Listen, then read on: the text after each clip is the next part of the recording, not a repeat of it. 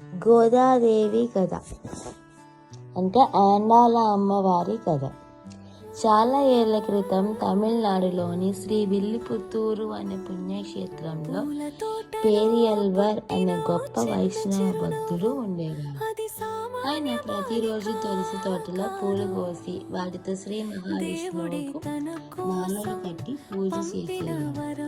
ఒకరోజు ఉదయాన్నే తులసి తోటలోకి వెళ్ళి పేరియల్వర్కి ఒక తులసి మొక్క కింద చిన్న ఆడబిడ్డ కనిపించింది. ఆ శిశువు ముఖంలో దివ్య కాంతి. ఆ క్షణమే ఆయనకు అర్థమైంది, ఇది సామాన్య బాలిక కాదు, దేవుని వరం అని. ఆ బిడ్డను ఇంటికి తీసుకెళ్లి గోదా అని పేరు పెట్టి తన కూతురిలా పెంచాడు. చిన్న వయసులోనే పరమ భక్తి. గోద చిన్నప్పటి నుంచే శ్రీకృష్ణుడిపై అపారమైన ప్రేమ కలిగి ఉండేది.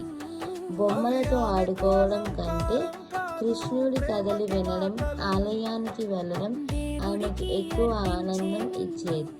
పేరియల్వర్ తయారు చేసిన పూలమాలను గోదా ముందుకు తన మెడలో వేసుకొని అద్దంలో చూసుకొని తర్వాతే ఆ మాలను ఆలయానికి పంపేది. ఇది తెలియని పేరియల్వర్ ఒకరోజు నిజం తెలుసుకొని చాలా బాధపడ్డాడు.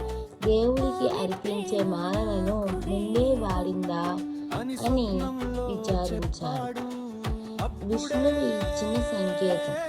ఆ రాత్రి పేరియల్వర్కు శ్రీ మహావిష్ణువు స్వప్నంలో దర్శనమిచ్చి ఇలా అన్నాడు, ఆమె ధరించిన మాలలే నాకు ఇష్టం, ఆమె నా భక్తి స్వరూపం, ఆమె మాలలే నాకు అర్పించు. అప్పటి నుంచి గోదాదేవుడికి ప్రీతి పాత్రురాలిగా మారింది. అందుకే ఆమెను ఆండాల్ అని పిలవడం ప్రారంభించారు. అంటే దేవుడినే గెలిచినది, కృష్ణుడే నా వరుడు. గోదా మనసులో ఒకే ఒక భావం, కృష్ణుడే నా వరుడు. లోక సాంప్రదాయాలు, సమాజపు మాటలు ఆమెను మార్చలేకపోయాయి. ఆమె ప్రేమ, వివాహం, భక్తి అన్నీ కలిసి మారాయి. అదేవిధంగా గోపికలతో కలిసి వ్రతం చేసిన భావంతో తిరుపవై అనే 30 పాసురాలను రచించింది. ఈ పాసురాలు ధనుర్మాసంలో ఇప్పటికీ ప్రతి ఇంటిలో మరో రుక్మనే ఉన్నాయి. శ్రీరంగనాథునితో ఐక్యం.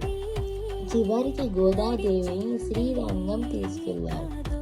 శ్రీరంగనాథుని ఆలయంలోకి అడుగుపెట్టిన గోదా ఆ స్వామి ఎదుట నిలబడి దైవంలో లీనమైంది.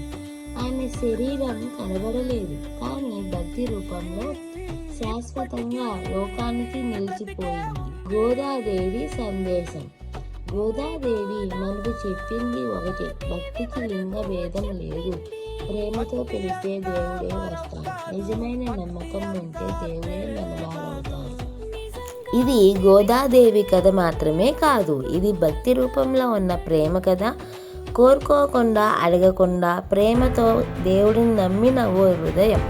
ఆ నమ్మకమే ఆమెను ఆండాల్ చేసింది, దేవుడిని గెలిచిన భక్తిగా నిలిపింది. మన జీవితాల్లో కూడా గోదాదేవిలా ప్రేమ ఉంటే దేవుడు తప్పకుండా దగ్గరవుతాడు. ఇలాంటి భక్తి కథలు, దైవ అనుభూతులు మీకు చేరవేయడానికి ఈ అమ్ములు 79 ఛానల్.